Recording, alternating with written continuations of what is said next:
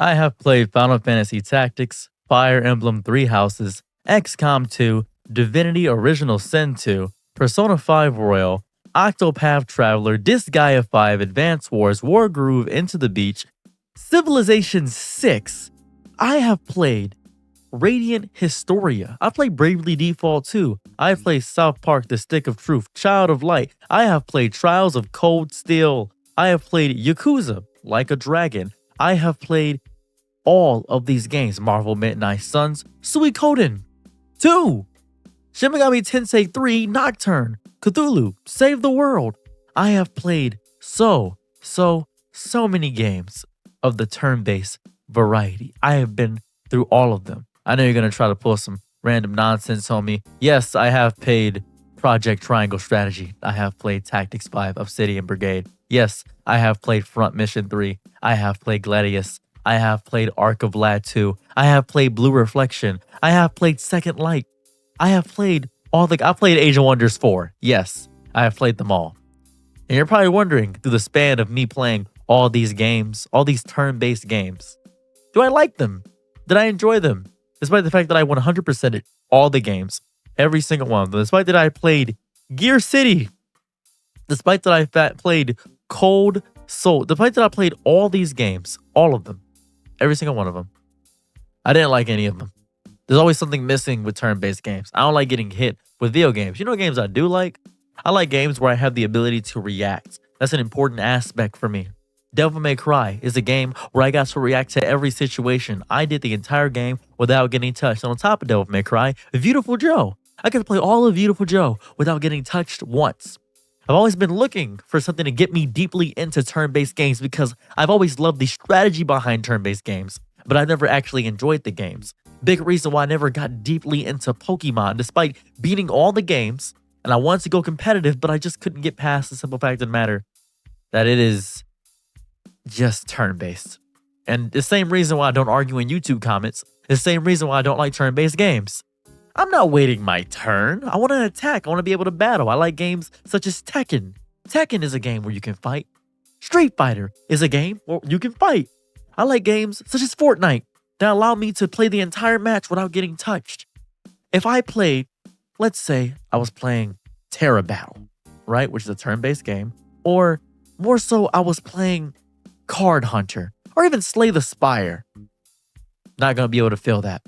And they have many different technical skills. They have different techniques that I could possibly use, but I'm still waiting my turn. I don't want to do that.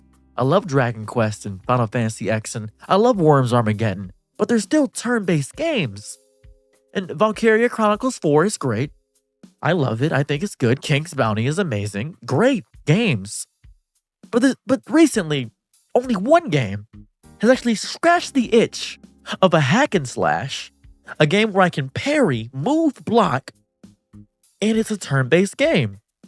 And I remember people were telling me about the game, telling me, oh, you're going to love this. And I said, it's turn-based? They said, yeah, but it's different. I said, yeah, I've heard that before. And I have heard that before. Over and over again. I heard it with Yakuza. I heard it with Persona 5. I heard it all over. But this one was genuinely different. This was Expedition 33. Expedition 33 broke the RPG formula. It annihilated it. It set the building on fire. It painted something divine within the smoke. It is not here to innovate. No. It's doing something completely different. It is committing aesthetic arson. It rips out the skeleton of turn-based games, wrangles his neck, Mortal Kombat style, crushes it, throws away the spine, and gives it a deeper nervous system. The combat isn't about waiting your turn. It's about knowing when to breathe and when to drown. It's not turn-based, it's tension-based. It turns every second into a knife blade and dares you to blink. You see, you don't wait in Expedition 33, and that's what I love the most. That's why I encountered every single fight that I had. I just want to fight every single creature. You prepare, and the difference is everything from waiting to preparing. I feel like Batman with prep time. The battle system, it almost feels like poetry.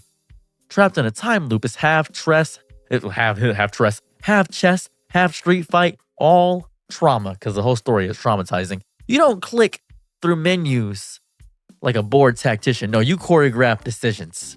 You figure out everything. Everything is fun. Your party doesn't wait politely for initiative. They burn. Every turn. Burn, burn, burn. Every move you make is a slight risk. Every moment is something different. The only thing I wished is that the enemies could parry too at this point. That would make it even crazier. Then you could parry back, a back parry system. That'd be amazing. That'd be a fun way to introduce the system and make it even better. They could have expanded upon that. That's what I wanted. The system breathed down your neck. And you're trying to remember, okay, how do I figure this out? How do I figure this out? The game throws another system on top and expands upon that, and I love it. So in Expedition 33, you start off very regular, very basic, very simple. It tells you, okay, this is AP, this is regular stuff. And when I was first starting off, I was extremely bored. Didn't really care about that. Gustav, you look pretty hot. I like you. You look like Robert Pattinson. I appreciate that. And I'm a big Twilight fan. However, something was amiss for me. Something was afoot. And I ain't talking about the clan from Teenage Mutant Ninja Turtles. Something was messing up inside of my brain. I then discovered something really fun, really cool. I could parry the platypus. I could parry it. Oh, I could figure out what was going on. I could figure out defensive strategy, turns, mechanisms. Oh, this was going to be a great time for me. I was going to have the time of my life, the time of my death, because I wasn't going to get hit once. And so I played and discovered that I'm not that good at parrying. You could dodge, you could parry. And when I finally got those systems down upon finding the same enemy hundreds of times over, they throw something else at me. Oh, this is a gradient counter. You see, a gradient counter is a completely different, but you can also jump. You can jump over techniques. Okay, this isn't even an art. This is not a turn-based game anymore. This is something different.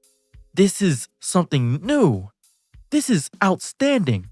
And because the fighting system was so amazing, it actively made me care about another aspect that I rarely ever care about. Now, this is important because title of this video is probably going to throw you off because I'm talking about how it got me into it. And to do that, I have to talk about the story. While being as vague as possible, the story is sad, and it hurts. But it's not a tragic backstory hurt. It is existential paralysis. The plot unfolds so deeply, so intricately. It's as if I'm reading a survival letter from something I once wanted, from escapism in itself. You aren't chasing glory or power, you're not fighting God. You're chasing meaning, grief, family trauma. You're trying to understand why everything still breathes, why anyone still fights. The narrative doesn't follow a 3-act structure. It lies to you because it says it's 3 acts, but it spirals. It recurs. It forgets itself and remembers things you never said out loud. It isn't about winning. It's about whether you'll keep going for those who come after. Even when the story tells you, none of it will matter. It lets you make the decision. You see, the characters don't exist to help the plot. No, they are the entire plot. You want to learn about all these characters because they're not party members. They're painted questions. They fight besides you deeply because they believe in the mission. They believe when one falls, not if, when. They are too haunted to stop moving. They unravel, they reveal, they ache. Their arcs don't resolve, they echo. A lot of them don't even get closure unless you decide what that closure is, but it's not even real closure. These characters aren't built for synergy, they're souls stitched together, hence why each character has such interesting, deep mechanics to each one of them because they are all so unique in the way they operate. I feel as though this is outside of the regular genre. You can't really put a genre piece into this because it wears the skin of an RPG, a turn-based game, but underneath it beats something deeply feral. It's a hack and slash. It's a parry system. It's a rhythm game somehow as well. It is a musical art form. It's a theater. And it succeeds in every way. Not because it does more, but because it does less. You know how long it took me to beat Expedition 33 the first time I played it? 20 hours. I did all the side content too, just 20 hours. All of it done. All the side bosses were about 20 hours. Beat it all. And that's good for me because I have a job. I don't want to spend 100 hours on a game. And I felt as if I got more out of it and it made me want to play again because I could get through the story really fast and I've beaten it 11 times now.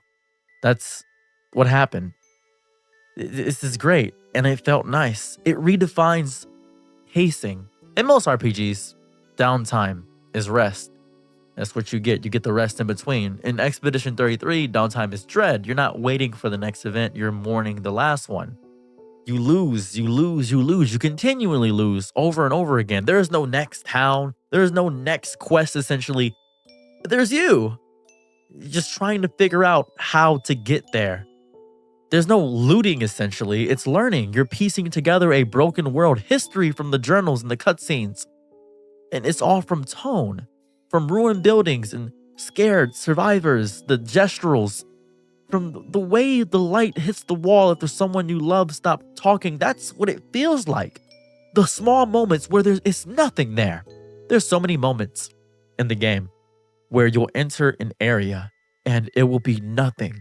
And out of nowhere, this beautiful music will play. And you'll walk in, grab a collectible of that music so you can listen to it later, but you don't want to leave the area because it's somehow liminal in the way it delivers itself. It's liminal in the way it delivers its packaging.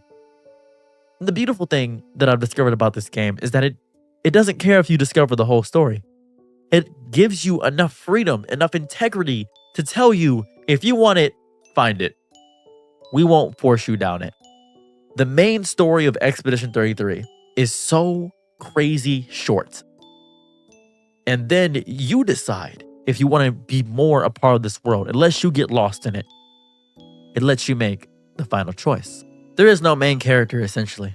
There genuinely isn't. There's no chosen one that saves the entire world. There's you and what you decide to carry. That's the brilliance.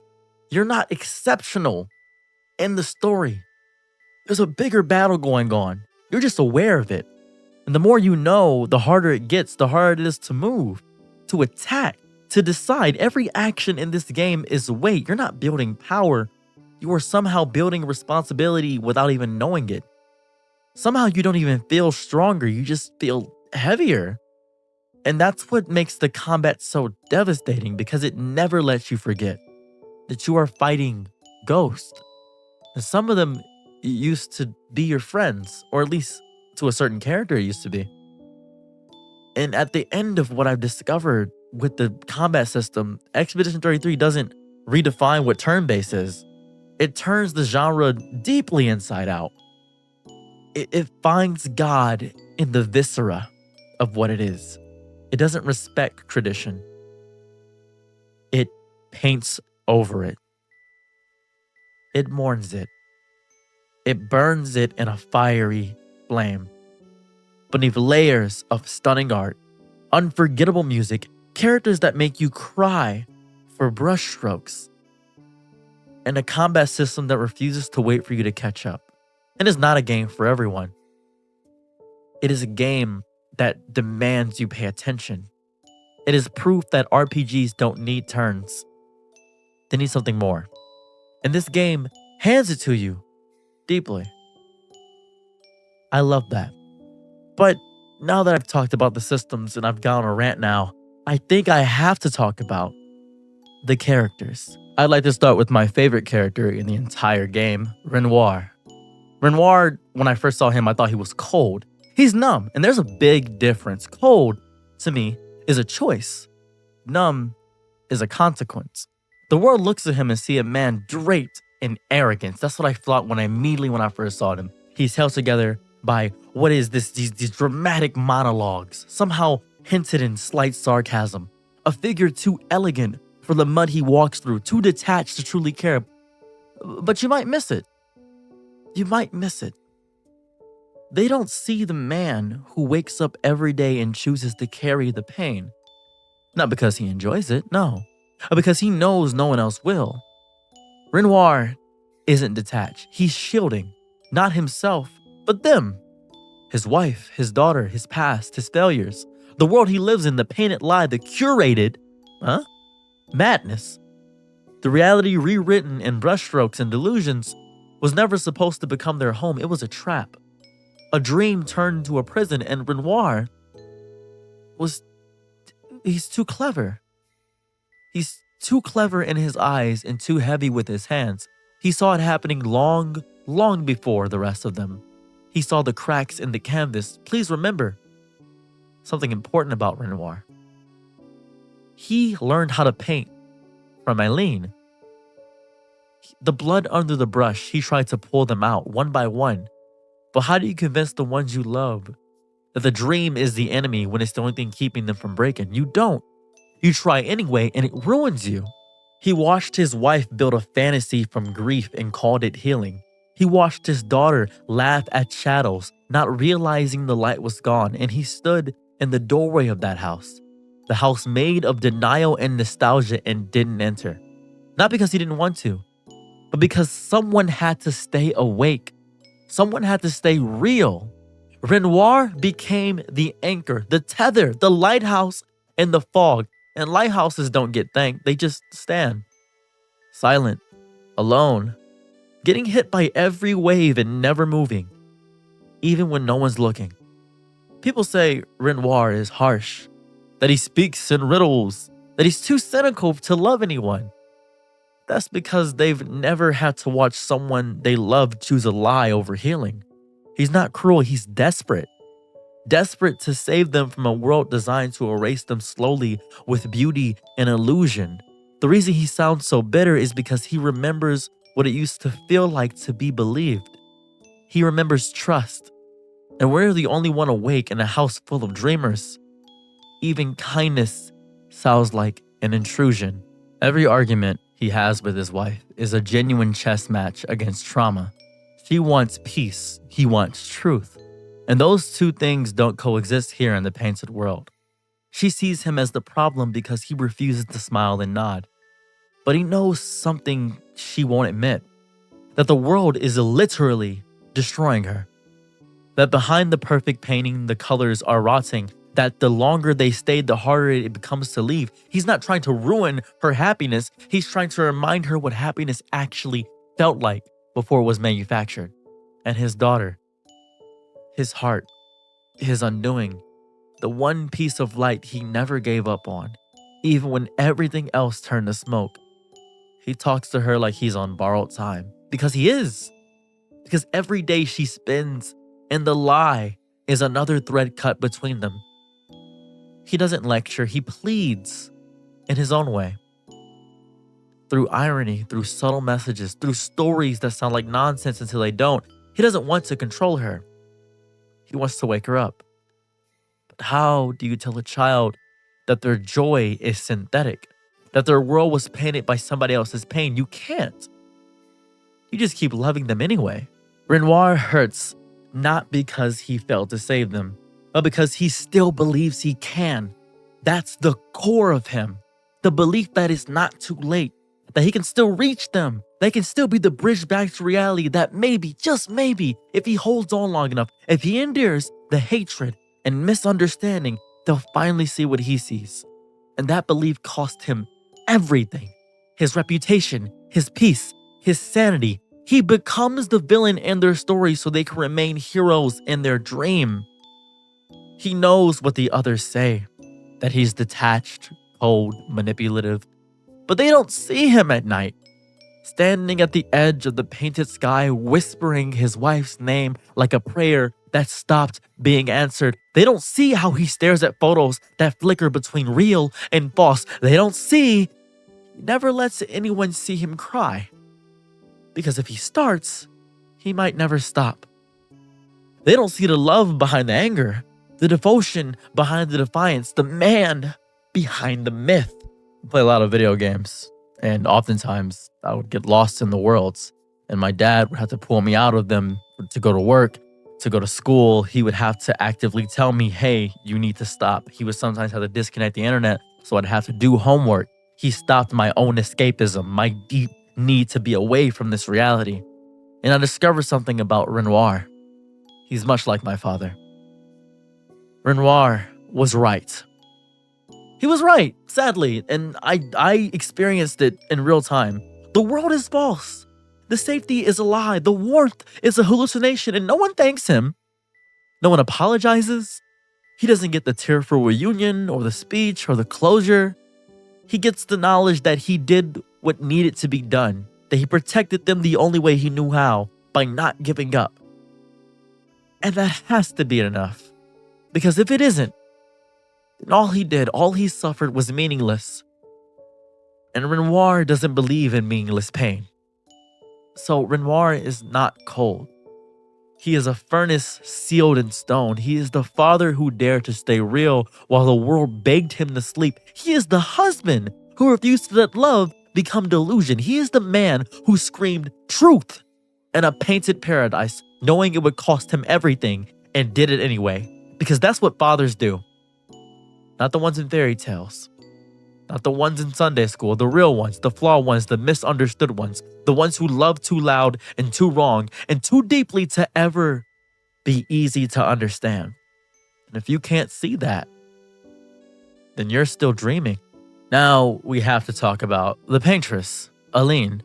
She doesn't walk. She drifts throughout the world. She doesn't talk, she somehow recites. It's as if she's rehearsing something that she's told herself hundreds and hundreds of times again. Every time she speaks, it feels like it was rehearsed in a mirror 100 times before she finally believed it. She's not alive. Not in the game. She doesn't feel alive. She's remembering how to be. She is not simply delusional. She is a goddess, literally, in the world, the paintress of denial. And her worshippers are actual ghosts that she painted into existence with grief, as her brush and her power are her palette. She doesn't lose her mind. She created a new one with soft edges and artificial light, and then invited everyone in like a dinner guest to a funeral. She refused to call by name. She didn't want to say it. She wants her family. But more than that, she wants her version of them, untouched by pain, obedient to her family, obedient to her fantasy more so. I don't know why I said family. Messed up there. Safe in the snow globe of her unyielding affection. So you think she's gentle because her voice sounds like a lullaby, but lullabies were always meant to trick babies into sleep. She is soothing, yes, but in the same way a siren soothes a sailor before the rocks. Her voice is not violent, it is seductive. She doesn't force the world to bend, she coos it into submission. She whispers false comfort into reality's ear until it forgets what it was. Aline isn't some tragic mother trying to keep her family together. She is an architect of unreality. Brick by emotional brick. I think that's Paramore? That's Paramore. Memory by manufactured memory. And she will not let it fall. Even if her husband is screaming at her that it's all fake. Even if her daughter can't tell dream from day anymore. Even if the paint is cracking under her fingertips. Even if her creations are going down. 33, 32, 31, 30. Every time. It's a pure tragedy because she knows. She knows this world she built isn't real, but reality doesn't hold her child. There is no Verso. Reality doesn't comfort her at night. Reality took everything she loved and smashed it to the floor, so she swept up the pieces and glued them back together with lies, and now she calls it home. Her grief was so unbearable that she traded sanity for scenery. And when you see her smile at nothing, when you see her touch the air like she's petting someone who's not there, you don't think crazy, you think desperate. She's lost in a psychosis too elegant to be institutionalized, too curated to be dismissed. It is not chaos, it's deliberate illusion. She does not want to destroy the world, she wants to edit it, to remove the parts that hurt, to rewrite the ending she never got, and she does it with love. That's what makes her terrifying.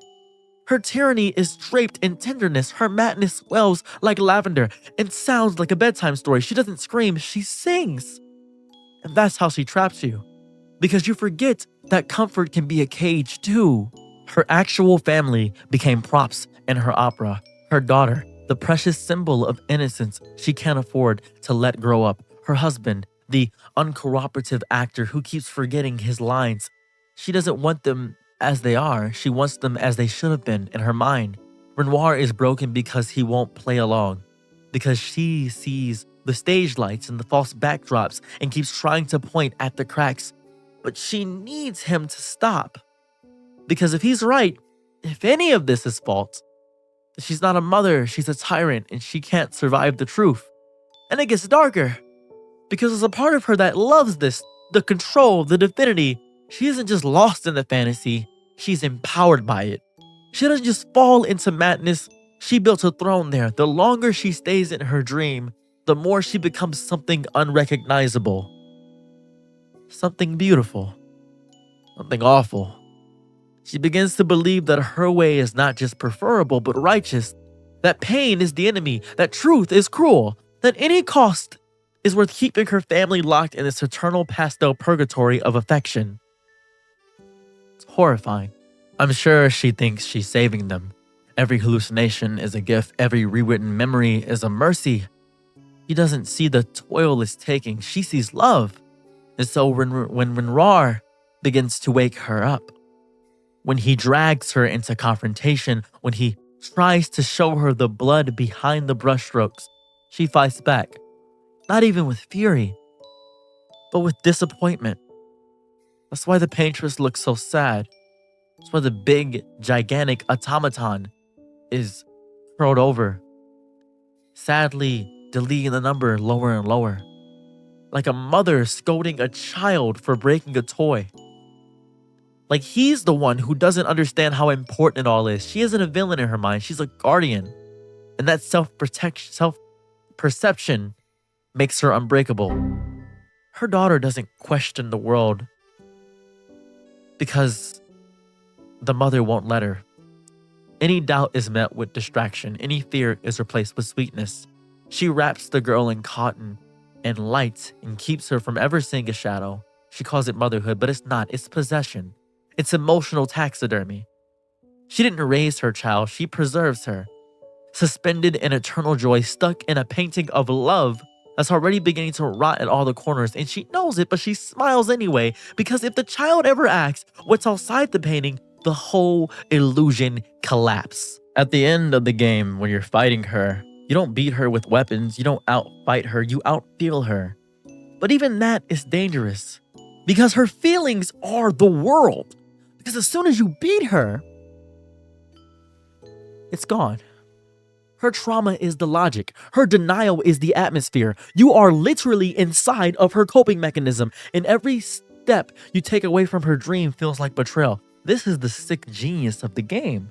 She makes reality feel like the wrong choice. Like letting go is violence. Like healing is abandonment. She makes you question sanity because hers is louder, prettier, and smells like home. That is the escapism of Expedition 33. And so she goes on day after day in her painted heaven, holding hands with memories, talking to people who aren't there, kissing ghosts goodnight. She thinks it's worth it. She thinks this is love, and maybe it is. Maybe love is madness. Maybe delusion is the last act of devotion. Maybe she isn't just broken. Maybe she's the only one who's brave enough to stay broken on purpose. Because if she accepts the truth, she wakes up. And the family dies again. She can't do that. Not again. Not ever again. She obviously isn't lost. She chose to be. She chose the dream, chose the power, chose the lie, and she's dressed it in motherhood and called it salvation. But no matter how sweet it looks, how soft it feels, how radiant it shines, there's still a scream buried in the silence, a fracture beneath the smile. And when the family finally collapses, when the sky peels back and the ghosts fade, she would be left in the center of it all, alone, a queen with no court, a mother with no child, and for one blinding, brutal moment, she'll remember everything she tried to forget, and maybe then she'll finally understand. You can love your family too hard. Hard enough to lose them. Hard enough to build a world that keeps them with you forever, even if it means none of you are free. Now I have to talk about the greatest damage dealer in the game and the crux of centerfold of one half of the story. Maelle. I thought Maelle wanted to save the world. No. She just wants a seat at the table without being asked to earn it. That's it. That's what she wants. She wants to exist without justification. She wants to breathe without asking permission. And that, in a world obsessed with function over feeling, is an unforgivable request. She's not trying to be a hero. She's just tired of being a footnote. Tired of being on edge. That sucks for her. She's the emotional liability, the strange girl in the corner who talks too little and feels too much. The real world never made room for her. The real world shrugged at her presence, so when the fake world offered a hand, she didn't ask questions, she took it. Because for once, someone smiled at her without wondering what she could offer. For once, the air didn't feel like it was waiting to expel her. In the fabricated paradise, she was not an afterthought. She was seen. And when you spent your whole life being the blurry shape in the background of everyone else's story, clarity, even fake clarity, feels divine. It feels like forgiveness. It feels like matter. The fake world told Maelle she belonged. It doesn't just lie to her, it loved her. And she loved it back, because how could she not? No one else had ever held her like this. They held her like she was allowed to break. Worst thing about the entire last act of the game is that she's not delusional. She's exhausted. She knows it's fake. She knows. Of course she does. She's not a fool. She sees the cracks in the floorboard, the way the light bends wrong at the edges of the sky, but the lies are softer. The lies are gentler. The lies don't ask her to prove her worth every waking moment. In the real world, she's either a soldier or a weight. But in the fake one, she's a person, a complete, complicated, emotional, aching person who doesn't have to explain why she's sad or justify why she's still standing. She tries not to show it. But she is terrified of abandonment, not just the physical kind, the emotional kind, the existential kind. The kind where people leave you in the same room they're still in. And it's happened too many times.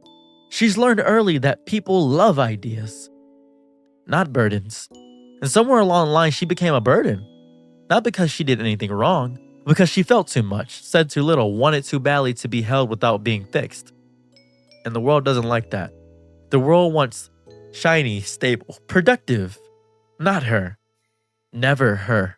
When she stepped into the dream, it wasn't weakness, it was relief. It was the first time the universe said, you can stay. Instead of, what do you offer? It was the first time she felt like something other than a responsibility. And yes, it's artificial, the whole world is, obviously. Yes, it's built on deception and denial, but in the fake world, she doesn't have to apologize for being herself. She doesn't have to smile when she's breaking and make herself small so someone louder can be heard. She's not surviving anymore. She's finally existing. And in this painted space, no one says, oh, you're too much or too cold or whatever. No one does it. No one asks. No one asks her to be inspiring or digestible. She can be deeply messy and people stay and wait. She can be still. And that is the kind of freedom she never thought she'd have. In the real world, every step feels borrowed. Every breath feels conditional. But in the fake one, she belongs without bargain. For someone who's been emotionally taxed her whole life, that's more than comfort. It's salvation. But what does the real world give her? Judgment. Silence. Backhanded compliments from people who say, you're stronger than you think. When they mean, please stop needing things I don't understand. They call her resilient like it's a praise. But all she hears is, we expected you to suffer and smile anyway, so we want it from you. She didn't ask to be resilient, she asked to be safe. And when that failed, she asked to be seen. And when that failed too, she stopped asking. And that silence became her home. Until this world, this beautiful, delusional mercy gave her something better. Even when my favorite character, Renior, shouts about truth, even when her mother spirals into power, she just stands there, torn, because she understands both. She understands the pain of losing reality, but she also knows what it feels like to never have had a real place in it to begin with. Truth isn't always kindness. Sometimes truth is a locked door and no key. Sometimes truth is uninhabitable. So when people demand she wake up, she flinches. Not because she can't handle the truth, because she knows it doesn't want her at all. And if she chooses to stay, if she chooses the lie over the burn of brutal honesty, Can you blame her? Would you leave heaven even if it was built on fiction just to go back in a world that calls you difficult for needing love in the middle of a war? Would you shatter the one place that lets you cry without consequence? She doesn't stay in the fake world because she's weak. She stays because for once, she doesn't have to fight to be enough. She is not a coward. She's not a background character. She's not an archetype. She is a product of a world that failed her and a dream that dared to hold her. And in a story built on memory and madness, maybe the real kindness is letting her stay. Stay where she finally feels real, because sometimes survival isn't waking up. It's resting in peace, even if you're still breathing. The most complex and complete character to me is Verso. I, at first, had no true opinions on Verso and could not reasonably get my mind behind to do a rant. I want to point this out. None of this is scripted. I am genuinely just going on tangents about these characters, about how I feel about them. Verso was the hardest person for me to actually think of words to say, because he does not walk. He is a drag. He just drags through. He doesn't say words. He's just exhaling philosophy through cracked glass. He is not alive in the traditional sense. He's ongoing. An ellipses in a universe that should have ended a long, long time ago. Verso is not some brooding immortal with a flair for theatrics. He is exhaustion incarnate, a tired soul. He is dressed in too much time and not enough forgiveness. He doesn't want power. He doesn't want revenge. He literally just wants silence. He wants rest. He wants to finally not be here. He wants to be unpainted. Not in the tragic sense where you don't want to be alive, no. But as permission to stop existing in a loop of literal beautiful nothing. Because what kind of curse is it to be kept alive inside of a memory that refuses to fade, of a memory of yourself? Verso is trapped in a painting that won't dry, in a poem that keeps rewriting itself while he's still trying to forget the first line. The world he walks through, it isn't real. It's nothing. A stitched together purgatory masquerading as meaning, and he knows it. He's always known. That's why he talks the way he does. Like every word tastes like ash. Like every sentence is pulled from beneath centuries of cobwebs and denial. He isn't verbose because he wants attention. He's verbose because brevity feels like lying to himself. I have heard and spoken to many people about Verso, and a lot of people say, oh, he's clever. Oh, he's smug. He enjoys the performance of the game, but they don't hear the pain behind the punchlines. They don't see that every smirk is a wince, every flourish is just a stalling tactic to keep himself from collapsing under the weight of time. Immortality is not a crown. It's a coffin with the lid ajar. He's been awake for too long enough to watch the world forget itself, and he remembers everything. Long enough to forget his own name and build a persona out of dust and monologues to feel coherent. He's not living. He is decaying elegantly. Every day he wakes up is another day the universe betrays him by continuing. There is no peace in his permanence. There is no dignity in forever. He's tired of watching people in love with lies. Tired of carrying wisdom no one asks for. Tiring of being the only one who remembers what loss really means. Immortality didn't grant him power, it took context. He is a footnote to a story no longer being read. A ghost in a body that still walks and bleeds and smiles because it has to. He's deeply dramatic because drama is the only language left. History keeps repeating itself and you're the only one who notices? Guess what? You gotta be dramatic. He is tragic not because he wants to be tragic. He tries. He has resilience, hope. He has to lie.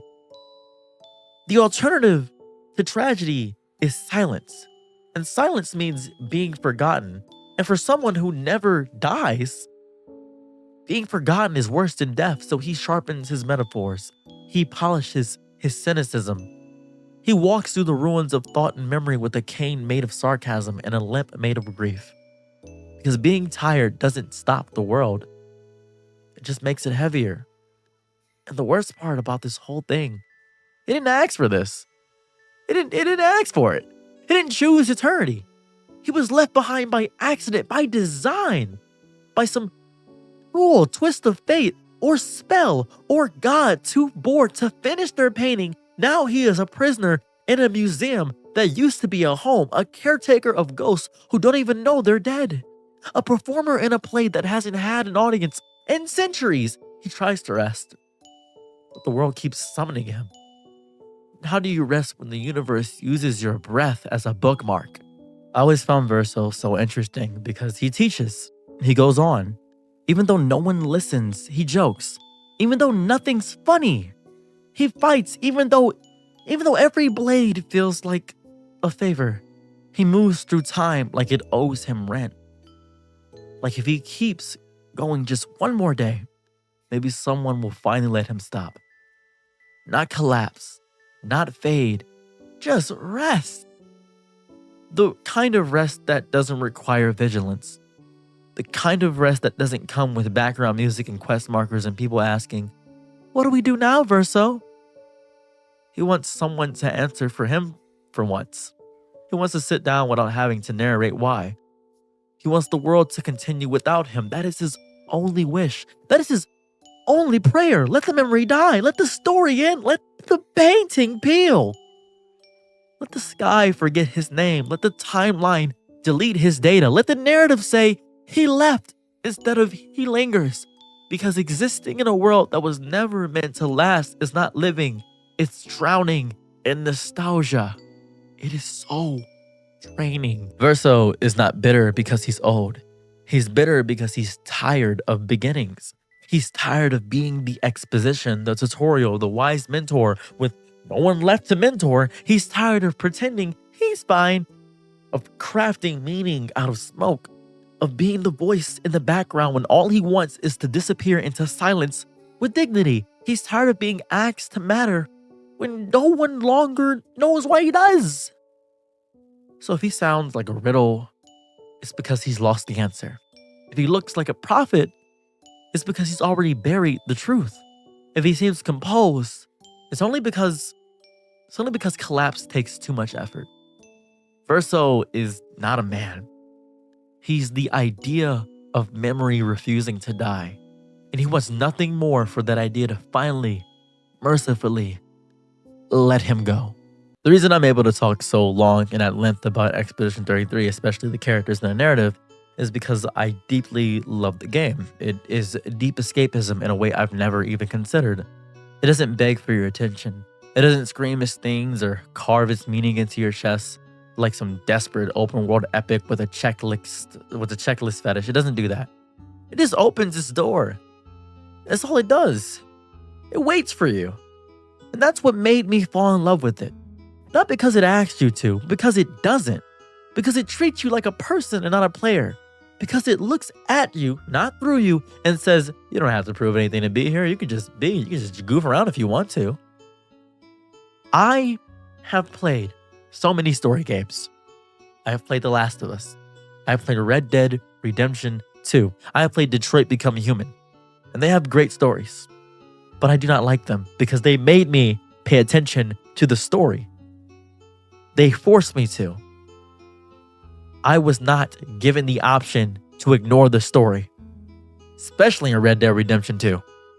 I was not given that choice. Detroit Become Human is a purely story game, and I didn't know that when I first started. It doesn't shove Expedition down your throat. Expedition 33 refuses to do that. It doesn't feed you lore through clunky cutscenes or drag you down in dialogue trees and says, oh, pick this, do that. It's ridiculous. It breathes. It exists. Unless you decide whether or not you want to listen. There is no canon ending. No flashing arrow telling you this is important. Because everything is important. Or nothing is. Or maybe it's you who makes it matter. The world doesn't wrap around you. It lets you wrap yourself around it. Like a scarf. Or like a scar. Whatever one fits your fancy. You want to get lost in it? You can. Not because the game is massive. Because it's honest. It's a small world that feels really big. Because it respects how much space you take up. It doesn't overstay its welcome. It arrives, speaks its truth, and steps away. A short game. It's a gentle echo. A whisper between longer, louder lives, and yet it lingers. It's there. It wants you to stay. Not forever, but for as long as you need. It's not there to hold your hand. It's here to offer it. And then it doesn't flinch when you don't play it. It just says, okay, I'm not your cup of tea. That is fine. Find something with more cream or sugar, please. A lot of games I've played in my life, they've always had a morality meter or something of that variety. I remember in Fable, which was an amazing game. I love Fable. They had good and evil, and it had you choose. Your character could look completely warped and contorted if you became too evil, and it could glow if you became really good. This was in Fable 2 specifically. I'm not sure about the other Fables, but Fable 2 is my favorite. There is no clear good, no obvious evil. It is literally just you and your choices, and how you feel about them afterwards. Even in Baldur's Gate 3, they said, oh, you're doing an evil deed or a bad deed. The game doesn't punish or praise, it observes. It gives you soft silence and asks, is this enough? Somehow it is. Somehow those little moments of wandering and watching and wondering became more profound than the biggest boss fight or the loudest ending cinematic. You aren't saving the world, you're existing in it. And for once, that's all you have to do. It's a mirror, yes, but not a cruel one. Not the kind that shows you every flaw under fluorescent lights. It's the kind of mirror you find at 3 a.m. when the screen's too bright and you forgot how long you've been here. It reflects not what you look like, but why you're still playing. It doesn't ask, what's your favorite weapon? It asks, why do you still need this world more than your own? And when you reach the end, if you can call it an end, it doesn't say congratulations. It says two things. Do you want to keep playing the game? Or do you want to live in the real world now? That's not a choice. That's a confession booth, an altar, a reminder that sometimes we live inside fiction because reality doesn't fit anymore. That sometimes pixels, Undertale, the games you've played, the beauty you found in all these games, in all these beautiful, beautiful games you've discovered, these immaculate worlds you built that get lost in. The pixels understand better than people that sometimes the right game is kinder than the real day. Expedition 33 doesn't shame you for that. It sees it, it accepts it, it offers you a soft place to land, and then asks you if you're ready to get up. And maybe you're not. Maybe the real world still feels like static and noise and bills and grief. You can't afford to feel just yet. So you hit continue, you do another playthrough, not because the game promised you something new, but the game promised to stay. No matter how long you need it. That is love. That is grace. That is design that respects your time because it respects your pain. So yes, I want to get lost in Expedition 33. Not because I need to escape, but because I want to be reminded that somewhere, even if it's digital and dying, somewhere I matter. I want a world that doesn't demand progress to validate presence. I want to exist in a place where silence isn't punishment, where beauty isn't corrupted, where love doesn't need justification. When the question comes, when it finally asks softly and sincerely, you want to keep playing? I might say yes. It's not because I'm weak, but because for once I was invited, not used. Sometimes that's all it takes to feel real.